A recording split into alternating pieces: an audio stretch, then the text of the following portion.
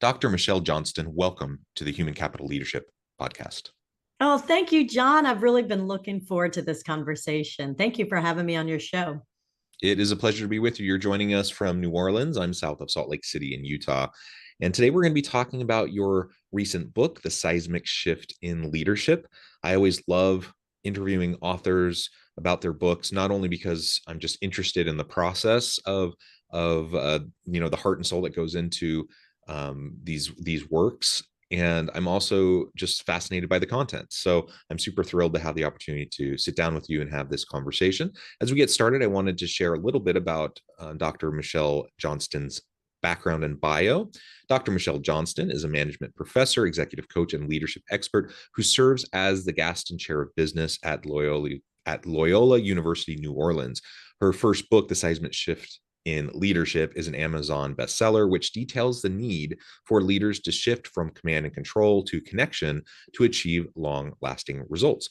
And I could go on, but I'm going to pause there and refer the audience to the show notes for more details. And I want to give you, Michelle, a chance to share a little bit more about your background and personal context before we dive on into the conversation around your book. Yeah, absolutely. So, as you said, John, I'm in New Orleans, Louisiana. And I've been here for a while, and it's a city that really taught me a whole lot about connection, because it's a city. I dedicated my book to the city of New Orleans, where you don't have to be perfect.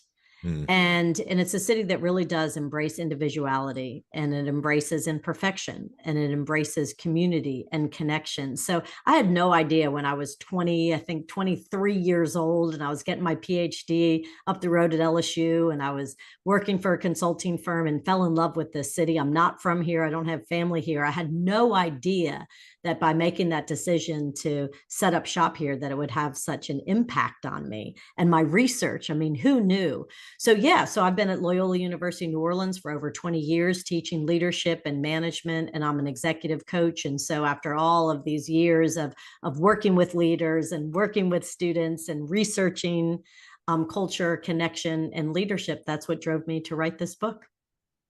Very cool. And as a fellow scholar practitioner myself, I'm at the university south of Salt Lake, and it's kind of a unique thing, right? To have people that are in the academic space and in the practitioner space doing this kind of work. So we have a connection there, and maybe just a little bit about your background, if you don't mind sharing with the audience, how you made that transition or why you decided to make that transition, from the consulting world and practitioner space into academia. And of course, you're continuing to bridge that, and you're doing both. Yeah, it's a cool story. I just had the pleasure and the good fortune of spending Labor Day weekend with my 78-year-old father, and he's fantastic. And growing up, he was a corporate guy with General Motors. So we moved every 2 years, and he always made it such an adventure. Back then, with big corporate environments, if you were good at your job and got promoted, they transferred you. They did not want you leading the people that you had been working with. They promoted you to a new market to learn and grow. And I don't think they do that as much these days, because it really wasn't best, I don't think, for the family. But boy, we had great adventures and moved all over the country. And every night we'd have dinner together, my mom, dad, brother, and I, and we would talk about corporate culture, and we would talk about leadership and teams and motivation and how to inspire, how to lead. And so that really set the tone early on for me and my interest in what I eventually pursued in my MBA and my PhD and my dissertation, which is all about culture and connection and environment. And so you had asked about consulting, and I never saw myself, even when I was getting my PhD, I never saw myself as an academic, which is really interesting. I always wanted to be in the consulting world. And so my entire 20s, I was working for a company called SPHRa, and I loved it. And it was really more training and development. And I flew all over the country leading workshops on teamwork and presentation skills and listening and meeting management. I loved it and was in heaven. And I was finishing my dissertation and teaching at Tulane. I was teaching at Loyola, and I was teaching a course at the University of New Orleans. And and at night and just loving life. And it was the dean at Loyola, Pat O'Brien, who took me aside. He said, "Hey, I really want you to teach business communication, make it mandatory.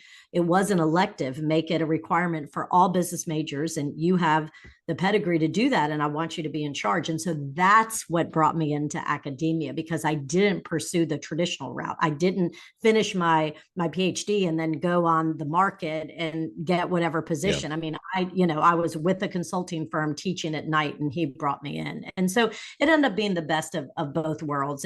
But I did end up really putting my head down and having to focus on publisher parish. And I did go on full on tenure track and that route for a while. And then once I made full professor, that's when I really got involved with becoming an executive coach. Yeah.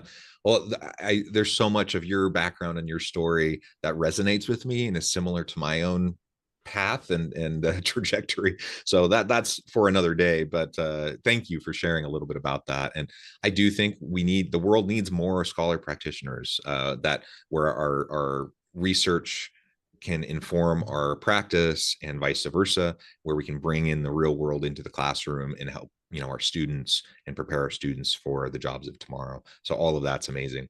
All right, well, let's dive into your book now. You've talked about command and control, styles of leadership, and how that shifted over time. You talked about the connection piece, how that's very crucial and essential in the modern world of work and in the future of work.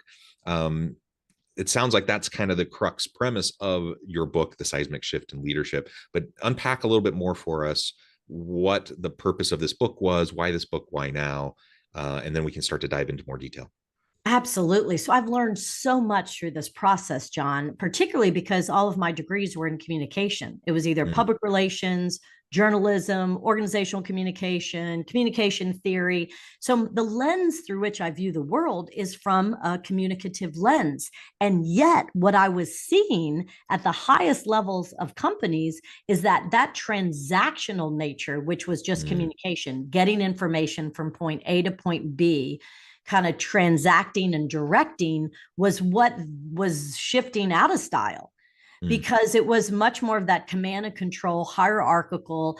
I am in charge. I've got the power, and I'm just going to push down the information to you, and you're going to go do it. And I was learning so much about connection, and connection is very different. Connection requires reciprocity. Connection requires give and take. Connection actually requires you showing your people that you care about them, that you see them, you hear them, you value them, you appreciate them. And that made me so uncomfortable as an academic. So I was like, oh, no. We've got to take feeling out of it. No, it's got to be very cut and dry. The leader gives information, directs. And so this whole new line of research really shook my world as well. And I think that's why I called it the seismic shift, because I had bought into the command and control. As a professor, I showed up, I professed, I shared information. Then they had to go and figure it out and do it. And then when the millennials and then all of the different generations started saying, "What? This is not working for me. I want to be seen. I want to be heard. I want to be appreciated. I want to be valued." And I was of a certain age, of the old school, like, your paycheck is your reward. What? You want to go to yoga? What? You want work-family balance? What? And I got to tell you, John, as we all know now, they got it right. And it was a seismic shift. And I think the pandemic just catapulted us. It turned the power over to the people, and it made all of us at the higher levels and the leaders go, whoa, wait, oh my gosh, we have to change. We have to adapt. I was just coaching one of my favorite clients. He's the CEO of a big healthcare system. And he said, yeah, we just did this huge McKinsey culture survey. And we found out, yep, Michelle, we were right.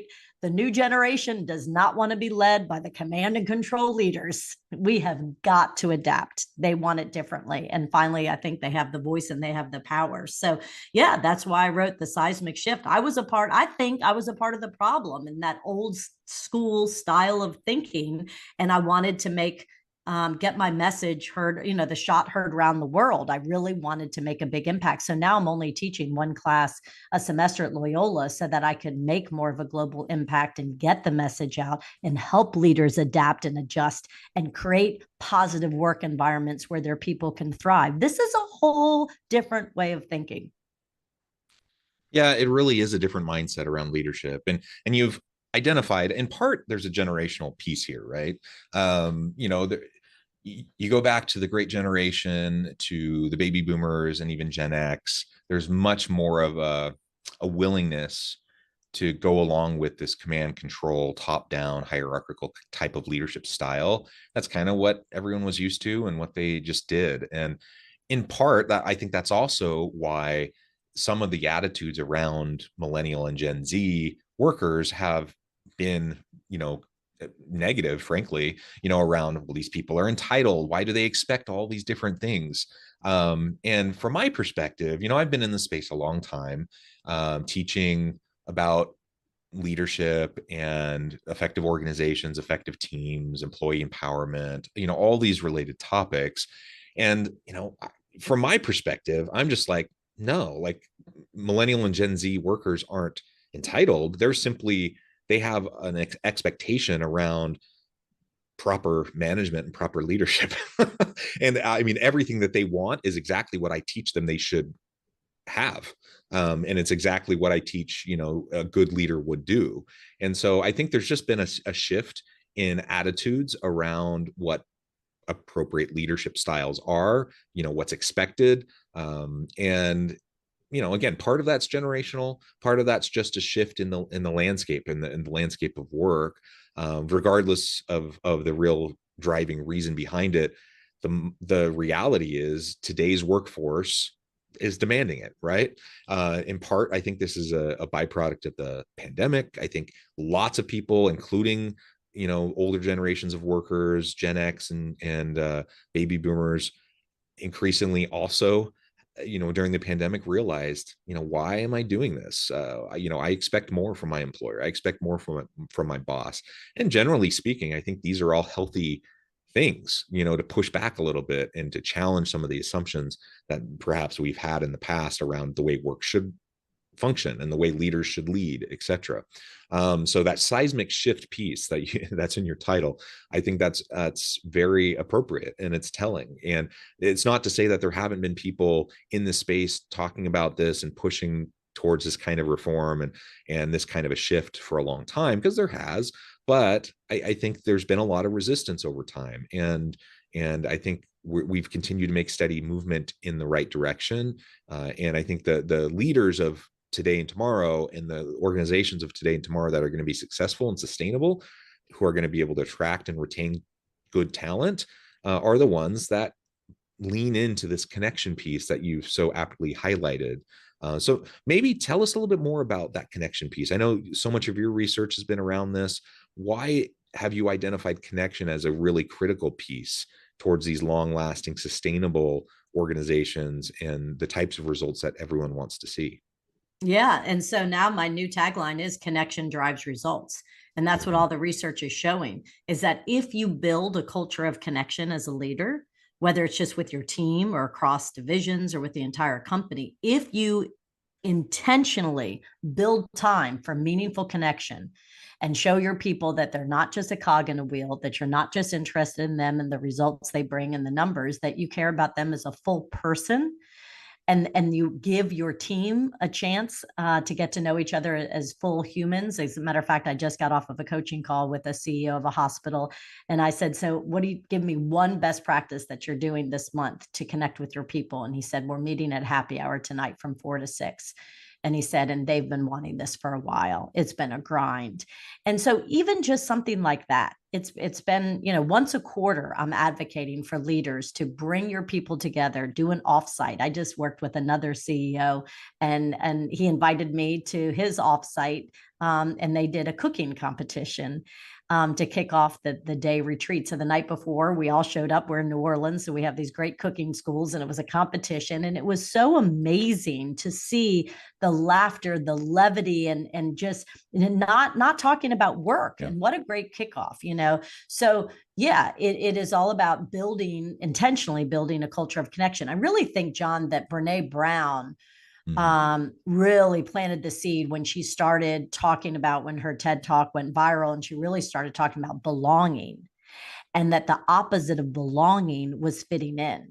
And I think what happened was, so many of us of a certain age and generation, I'm Gen X, we were trained to fit in, and adapt, right, and not necessarily be an individual. And especially as a woman, you know, I was kind of told, or at least the messaging I got was, you can't really throw, I don't want to curse on your show. I think it's fine. I think it was something like, as women, we really just needed to fit in. I remember when I was coming up in the tenure track position as junior faculty members, we were told to not speak during faculty meetings. We were told that. Really? Do not speak during faculty meetings. If I were you and you want to get promoted, don't speak. That's terrible. It's terrible, totally terrible. And so I think the message was, we just had to fit in, look around, fit in, look around, fit in. And yet that's the opposite of belonging. And as humans, we want to belong. Well, what's the essence of belonging is connection. So how do you truly feel connected with your tribe, right? If you're encouraged not to even speak. So I think she planted the seed that we as humans, and boy, did that TED Talk resonate and made her a superstar, because we as humans realized that there was something missing in our lives and we wanted more belonging. And it resonated with everybody, right? Like everyone knew that was a true statement. Yes, I remember tears rolling down my face when I read her book, The Gifts of Imperfection, because as a corporate brat, growing up, moving around every 2 years, I had become really, really good at fitting in. At a great cost to myself, because again, at Loyola, I just kind of did what was expected of me, and I fit in, and I didn't raise a ruckus, and I didn't do anything to really differentiate myself. And so how can you truly be successful if you're just trying to be like everybody else? And it wasn't until I read her book, The Gifts of Imperfection, realized that I had not owned my story, that I was not authentic, that I would show up to the classroom just trying to be like everybody else of whatever success looked like to me. And no wonder I wasn't soaring. I mean, I was surviving. I wasn't thriving. And so it wasn't until I had that big wake up moment and I realized, wow, I need to figure out who I am. I need to stop adapting and really differentiate myself and lean in with my gifts, right? The gifts of imperfection. And John, once I did that, my career took off. Everything changed. And so I really like how you talked about surviving versus thriving. That's the difference, right? And so many people find themselves in that situation where, for whatever reason, you know, whether it's the intention of the leader in the organization to kind of put them in that box or not, you know, or it's just societal norms and values and whatever they feel like the perception of what they are expected to do, whatever the reason for it. When people are surviving, they're not thriving. When people are trying to fit in, they're not being their authentic self. And you just mentioned, like, we need to rock the boat. We need people who are going to challenge stuff. We need people to make good trouble in organizations, and we don't need people to sit by and play nice and just don't say anything. You know, I mean, there's so much layered sexism into that comment of what you received about not talking in those meetings. I can't even believe that someone told you that, on the one hand. On the other hand, I get it, because in a world where it's messy and complex, especially for you know, women, or for women of color, or for other marginalized populations, it seems in some ways as good advice to move forward and to get ahead, but it's really terrible advice, and it's horribly sexist advice. And we need to disrupt that. We need people to do more challenging, right? You are so right, because the messages I got was to tone it down, and that I had a big personality. And so I thought, oh gosh, okay, well then I'm not going to be successful if I lean in with my big personality and my excitement and my enthusiasm for my craft. And so I just became a different person. And the good news is it didn't work. Mm. And the dean called me in his office and said, "Why are your faculty evaluations lower than average?" I said, "Well, I don't know. I'm doing what everybody told me to do. I'm doing exactly what everybody told me to do." He said, "Well, look at," and this was really great advice. He said, "Well, look at what they say your strengths are." He goes, "What are your strengths? What are your students telling you that work?" And I said, "Well, they say I'm really enthusiastic and passionate." They said, "Okay, well, lean in with that. Don't try to tone that down." Right. Yeah. And that was a part of my journey. Right. So I also didn't trust myself, John, because Mhm. I realized that I had just been trying to fit in, and I wanted to learn what real connection was. So I knew that that was my thesis. And then I didn't trust myself to write a book about it because I wasn't getting it right. So then I went and interviewed 18 global leaders around the world to figure out what connection was, what it looked like, sounded like, felt like, and what disconnection was, and Mm. how disconnection, what the consequences were, and then how do you recover and figure out connection. And so that's what I learned about giving up perfection, authenticity, servant leadership, leaning in with listening, creating the positive culture. And once I found those characteristics, that's when I wrote the book. Okay. So I said, here's the seismic shift. No more command and control jerk bosses. Doesn't work anymore. What we need to lean in with is true, meaningful connection, making sure your people feel seen, heard, valued, respected, and appreciated. And here's how to do it. And so you first have to connect with yourself at that foundational level so that you can show up authentically. Then and only then can you really connect meaningfully with your team and with others. And that's by leaning in with compassion and kindness. And then and only then can you get to that third level of connection, which I think is the highest level, and that's connection with your company. And that requires true alignment. And you only can do that if you know yourself, you know your Yes. team, you know where the company is going, you believe where the company is going. Again, kind of the pandemic is another reference. So many people woke up and said, I don't believe in where the company's going. I don't like my boss. I'm out. And so Right. alignment, that connection with your organization is key. Do you believe in the company's mission and vision and values? And can you align yourself and your team in that direction? That's alignment. So that's what I learned through all of the interviews with people. And that's what the book is about. It's a path of how you have to connect with yourself first, to connect with your team, to then ultimately connect with your company. Yeah, I really love how you just described that. And it does all start with just a better understanding and knowledge of self, right? There, you have to go through the work, the self-reflective process to better understand yourself, what drives you, what motivates you. That's part of why we saw a shift during the pandemic, because people had time, in many cases, the first time in years, to really reflect on what matters to them, what are their values, and where is that alignment and congruence, or the lack thereof, in their current roles, positions, working with their organization or connection with their leader. And yeah, for the first time, many people realized that, oh, I'm not happy. I don't like what I'm doing. I don't like who I'm working for or the organization I'm working with. That alignment piece is huge. That congruence piece is huge. And there's no possible way that you can have good alignment and congruence if you don't first understand what matters to you. And you can't possibly connect with people in genuine and authentic ways if you don't first understand where you're coming from, because you can't be genuine if you don't know who you actually are, who you really are. You can't possibly understand where other people are coming from either if you can't first be honest with yourself. Absolutely. That was a beautiful synthesis and summary, John. Thank you. That's exactly right. Yes, yes, and yes. Yeah, well, wonderful. Michelle, this has just been a great conversation. I note the time. I need to let you go here in just a few minutes. I also know we only scratched the surface, but thankfully you have a wonderful book that people can pick up to learn more about everything we've been talking about today.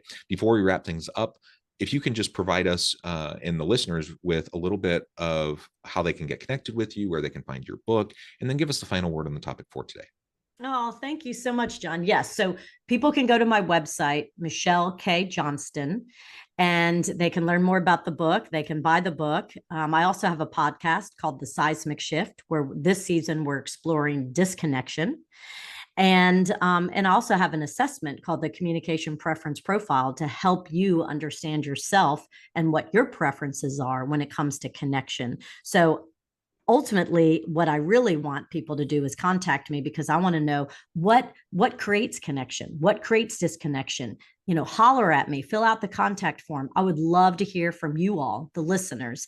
I'm writing my second book right now, and it's going to be called Connection Drives Results. So I'm really interested in this data collection of what builds connection and what tears it down. So I would love to hear from everybody. And John, I just received news this morning that the Seismic Shift just won the silver medal award for global books. So Congratulations. That's I'm so wonderful. excited, because I just had a feeling that the timing was right, the message was right, and I'm so grateful that this message is gaining such traction and people are realizing that we do want positive work environments where people can thrive. And how do you do that? We as leaders need to shift, and we need to connect. And so join me in the movement. Connection drives results. And I would love to hear from all of you all. Thank you so much. Thank you, Michelle. Again, it's been a pleasure. I encourage the audience to reach out, get connected, find out more about what Michelle can do for you. Check out the book. And as always, I hope everyone can stay healthy and safe, that you can find meaning and purpose at work each and every day. And I hope you all have a great week.